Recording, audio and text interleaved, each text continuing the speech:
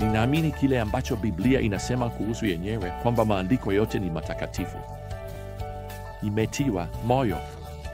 Neno hilo linamaanisha kwa hakika pumzi ya Mungu. 2 Timotheo saa 3 na madakika 16. Na ingawa kitabu hiki chote Biblia ni maandiko matakatifu, kuna vifungu vingine ambapo unataka kuvua viatu vyako, kwa sababu unatambua unasimama kama vile kwenye ardhi takatifu.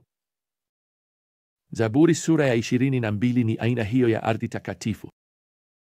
Ni mojawapo ya unabii wenye hisia kali na wakina kuhusu kifo cha Bwana Yesu Kristo msalabani. Sasa unaweza kutambua mstari wa mwanzo wa Zaburi hii kuu.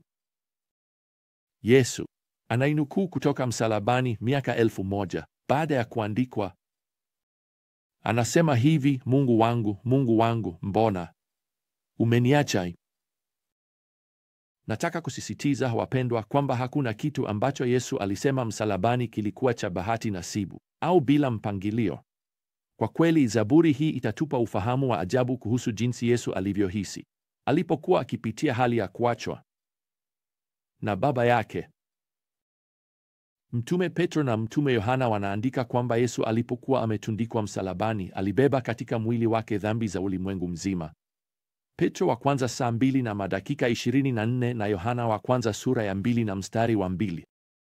Kwa hivyo, ushirika wake na Mungu Baba ulivunjika.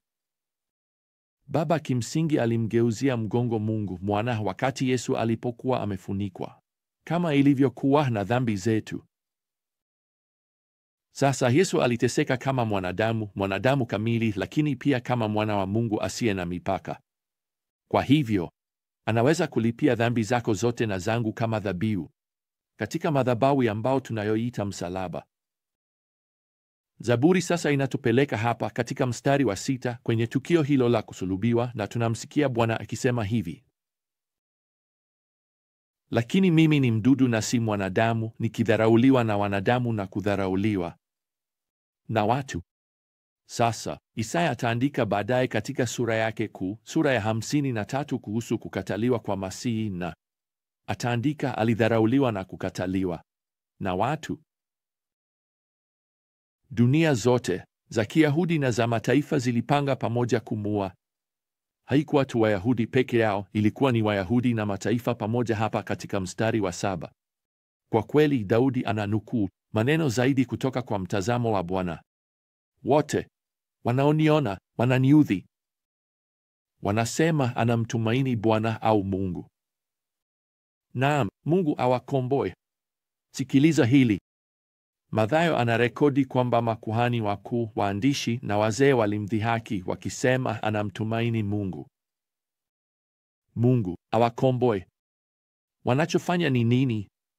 Naam, wanatimiza Zaburi 22 neno kwa neno. Wacha nirudi kwenye usemi huu katika mstari wa 6 ambapo Bwana anasema juu yake mwenyewe, mimi ni mdudu. Neno la Kiebrania kwa mdudu hapa linarejelea aina maalum ya mdudu anayeitwa mdudu wa rangi ya damu. Neno hilo pia linaweza kurejelea rangi. Linaweza kutafsiriwa kama rangi ya damu katika Isaya 1:18 au rangi ya mwekundu kama ilivyo katika Kutoka 25 mstari wa 4. Mdudu wa rangi ya damu hujishikilia kwenye mti au kwenye nguzo ya mbao na kisha kuzaa watoto wake. Wanazaliwa, lakini yeye hufa na mwili wake unakuwa chakula chao, kimbilio lao hadi watakapokuwa wakubwa vya kutosha kujitegemea. Na anapokufa, maji ya rangi ya damu kutoka mwilini mwake yanatia madoa watoto wake. Pia inaacha doa la rangi ya damu kwenye mti ule alipojishikilia. Wao mfano wenye nguvu wa Yesu. Anachagua neno hili anapovuvia maandiko ya Biblia kuzungumzia kusulubiwa. Damu yake nyekundu ilitia madoa msalaba huo, lakini pia ilitufunika, sivyo, tulipokuwa watoto wa Mungu. Mfano mzuri sana. Sasa Daudi anaandika kuhusu maumivu ya kimwili ambayo Bwana alipitia. Anapoandika hapa katika mstari wa 14, nimemwagika kama maji na mifupa yangu yote imeachana. Moyo wangu ni kama nta. imeyeyuka ndani ya kifua changu. Mbuvu zangu zimekauka kama kipande cha udongo. Kipande cha udongo ni kipande cha chungu kilichovunjika ambacho kimekauka kabisa. Daudi anaendelea hapa katika mstari wa 15, ulimi wangu unashikamana na taya zangu. Unajua, juu ya yote Yesu alikuwa na kiu sana. Hicho ndicho anachokielezea. Injili ya Marko inatuambia kwamba Yesu alipewa divai iliyotiwa manemane katika sura ya 15. Sasa hii ilikuwa kinywaji cha kawaida. Ilikuwa inatolewa wakati wa kusulubiwa kama kitendo cha huruma, lakini Yesu hakukinywa. Kwa nini? Naam, manemane ilitolewa kama dawa ya kupunguza maumivu, na Yesu alitaka kuwa na udhibiti kamili wa kila kitu alichofanya, kila kitu alichosema msalabani. Hivyo alikataa divai hiyo. Sasa tayari tumejifunza hivi punde kwamba Yesu ananukuu maandiko. Yeye anapitia Zaburi sura ya 22. Sasa baadaye Yesu atalia kutoka msalabani. Injili zinatuambia, naona kiu, nina kiu. Na katika tukio hilo anapewa divai chungu ambayo anakubali na kunywa. Yohana sura ya 19. Mwandishi mmoja aliandika kwamba Yesu alianza huduma yake akiwa na njaa na alimaliza huduma yake akiwa na kiu. Yeye ndiye anayetoa kuridhika milele kwa wale wanaona njaa na kiu baada ya Mungu. Sasa Daudi anazungumza hata kwa undani zaidi kuhusu kusulubiwa kwa Kristo. Na wacha nikuambie, Daudi anaandika kuhusu kitu ambacho haelewi kikamilifu. Unaona, kusulubiwa haikuwa hata imevumbuliwa. Haikuwa hata imewazwa katika akili ya mwanadamu mkatili katika siku za Daudi. Hiyo itakuja baadaye. Waajemi watavumbua kusulubiwa. Itakamilishwa na Warumi kama njia ya kutisha, ya kikatili na yenye maumivu ya kunyonga. Lakini sikiliza Daudi akiandika hapa kuhusu kitu ambacho haelewi. Mstari wa 16, wamenitoboa mikono na miguu yangu. Sikiliza wapendwa, hili halikuwahi kumtokea Daudi. Hili halikutokea katika siku za Daudi. Hii ni ya kinabii.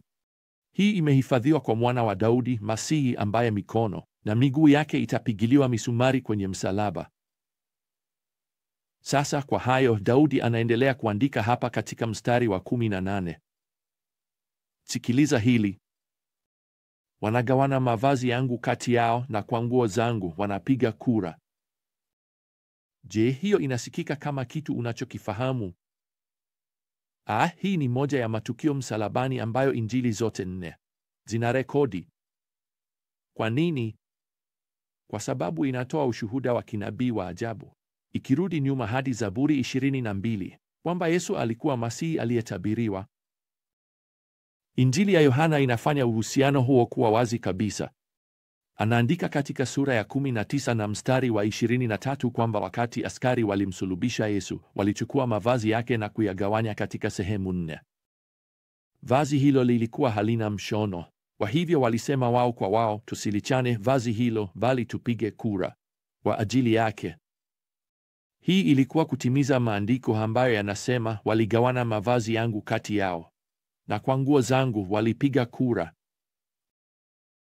Wapendwa, huwezi kukosa. Huwezi kukosa.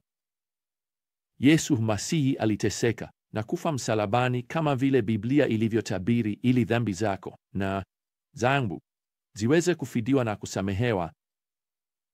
Yesu alipitia kile hasa ambacho Daudi alitabiri hapa katika Zaburi 22. Kwa njia, hatujamaliza.